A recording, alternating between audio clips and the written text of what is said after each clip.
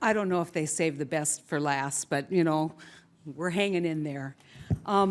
The first thing I want to say, and it troubles me every time this happens, when in your exchange with Senator Warner, Chair Yellen, when you talk about working people, the answer is always, let's improve their job skills. Let's get them more training and then they'll get a better job. Someone has to be a CNA.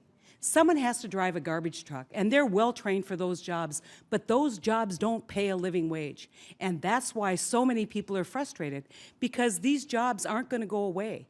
These jobs are essential, whether it's being wait staff in a restaurant, or whether it is being a CNA in a nursing home, or whether it is, in fact, delivering pizza. And so, we need to be really careful when the response to wage inequality or income inequality is more skills for the workers. Because I think it doesn't focus the attention on the value of work and what we need to do to improve the opportunities for people who work every day. And I know you don't intend that, but I just felt like I had to get that off my chest.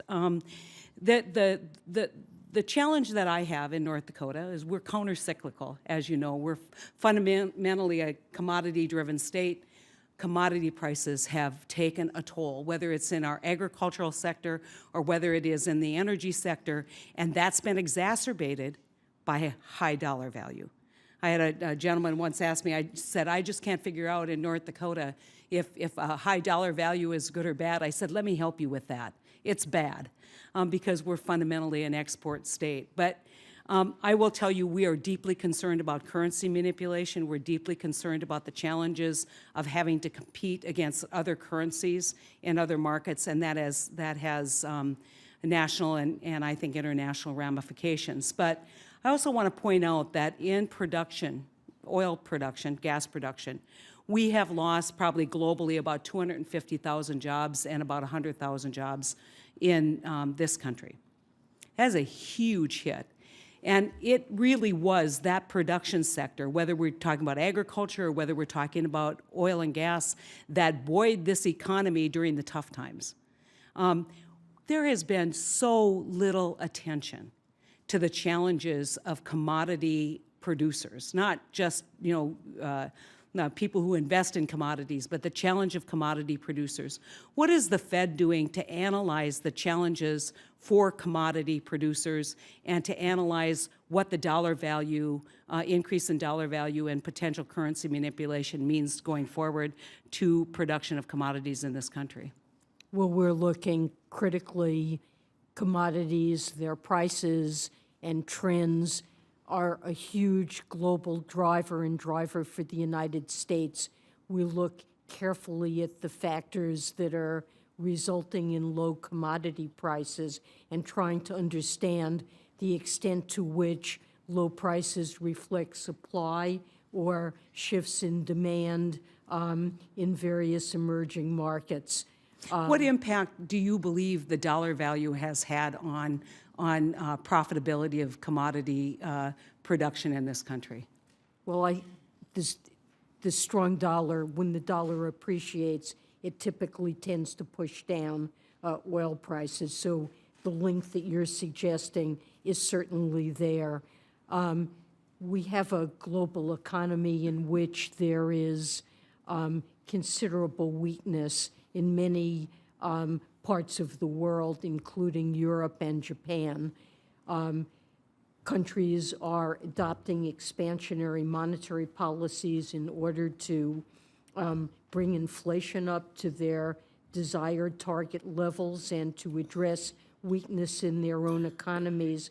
The U.S., with a 4.9% unemployment rate, is far more advanced in that process of recovery, and the different cyclical positions of our economy, our different economies, are a factor that is pushing up the dollar. The dollar, in part, reflects disproportionate strength in the U.S. economy, and that's a natural response to it. Currency manipulation is something that the U.S. Treasury is responsible for currency policy, and it's something that they are would not sanction. The G7 has spoken out against it, but we do believe that countries should be able to use tools of policy like monetary policy for domestic ends. And obviously, one person's monetary policy is another person's currency manipulation, and I think we need to be very cautious in how we characterize monetary policy in other countries, lest we not limit our access to tools that we may need. I think that's very important, So and we've used I it too. get that. In the time that I have remaining, and I want to thank you for your patience, and you sat through a lot of hours here. I want to talk about something that I've been working on that has caused some concern within the Fed organization, and that is cost-benefit analysis and review of cost-benefit analysis of independent agencies. Senator Warner and Portman have pursued a bill for a number of years, which in fact asks that there be an independent review of cost-benefit analysis of independent agencies.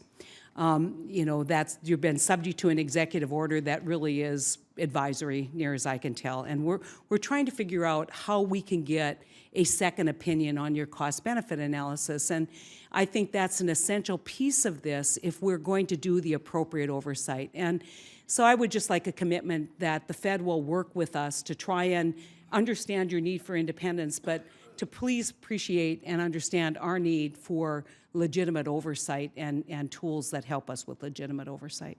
I was certainly willing to work with you on that, but as your comment indicated, you recognize the importance of independence for regulatory agencies, that we not be subject to executive branch review. And we have worked to try and figure out how we replace OIRA as the reviewing agency, how we engage, even to the point where we contract with independent economists to actually look at this analysis and get a second opinion.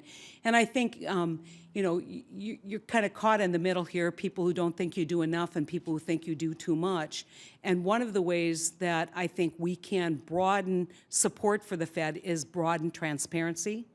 You know, to Elizabeth's point, you know, tell us why you're making a decision if you believe that the living will is appropriate. Tell us why you made this decision on cost benefit. And I know, Chair Yellen, you have been very interested in being more transparent without being disruptive to markets. I appreciate the difficulty of the lane that you're in, but we need these tools in order to do our oversight, and we need these tools kind of going forward. So I look forward to working with you. This is not an idea that's going to go away. It's an idea that has been introduced over and over again, and we would appreciate any input so that we can accomplish what we want, which is to not set monetary policy, but give us the tools that we need to review what decisions you make. So thank you, Mr. Chairman, and I'm done.